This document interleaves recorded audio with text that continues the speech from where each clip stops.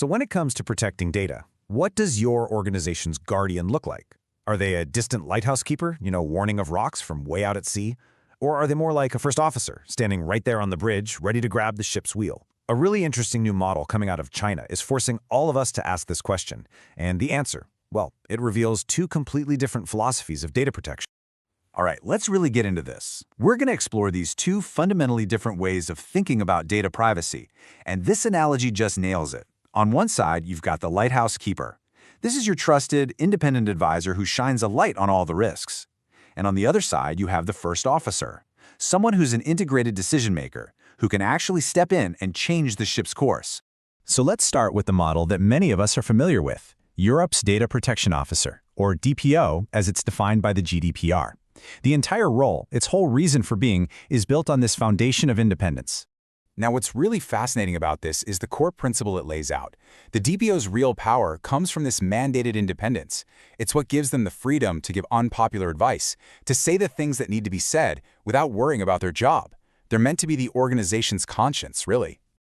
Okay, so where's the catch? The paradox kicks in when this ideal of pure independence smacks right into organizational reality. The very thing that makes the DPO independent can also, ironically, make them feel pretty isolated from where the real decisions get made. You see, while organizations say they want their DPO to take ownership, the GDPR guidelines are actually pretty clear. They can't hold roles where they are the ones deciding on data processing, and that creates this built-in conflict. The DPO is supposed to be a steering instrument, involved early on in strategy, but way too often they become a quality control check at the very, very end of the process. And this can lead to what some people call a paper DPO. You know the type.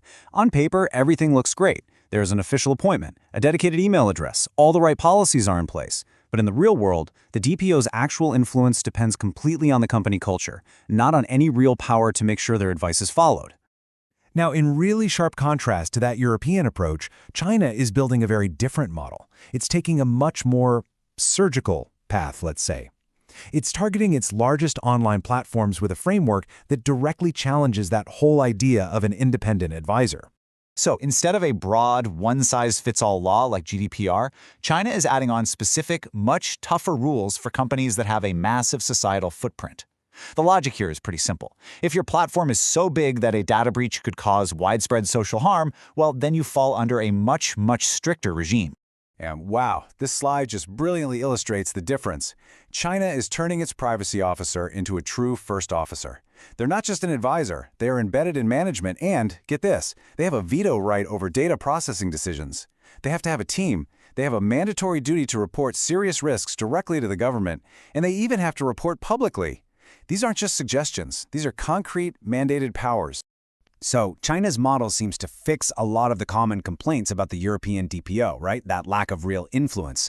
But this big shift towards raw power comes at a pretty significant cost, and it really highlights this fundamental trade-off that's right at the heart of data governance. And here's the crucial point. When you put these two models side by side, you see a really clear choice in governance philosophy. Europe is all in on advisory independence, basically hoping that influence and trust will guide the organization correctly. China, on the other hand, at least for its most important platforms, is mandating decision-making power and a direct line to the state. This is the heart of the matter, really.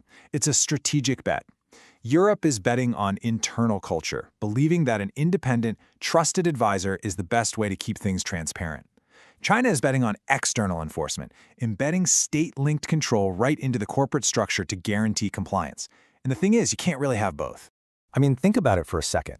A role that has veto power is way less likely to be seen as a trusted, confidential advisor. Teams might get a lot more cautious, maybe hiding potential problems instead of bringing them up early. And that could ironically reduce the early detection of risks, the very thing this whole role was designed to improve in the first place. Okay, so we've got Europe's model, we've got China's new model. Why does any of this matter for businesses that operate globally? What are the real lessons we can take from this? You know, the real issue here for any organization, no matter where you are in the world, is making sure that data privacy isn't just an afterthought. The uncomfortable truth that both of these models are trying to deal with is that without a strong structure in place, privacy often gets pushed to the end of the line. China is solving this problem with force, mandating power and a state-linked obligation. In Europe and everywhere else, the solution has to come from a real investment in culture and governance. The key takeaway isn't about some new job title. It's about making sure the right people are at the table at the right time and that privacy is treated like a strategic risk, not just another administrative burden. So as we wrap this up, this is the question to take back to your team. Because the answer, it reveals everything about how seriously your organization really takes data protection. Are you content with a warning light from a distance, or do you need someone on the bridge with their hands right on the wheel?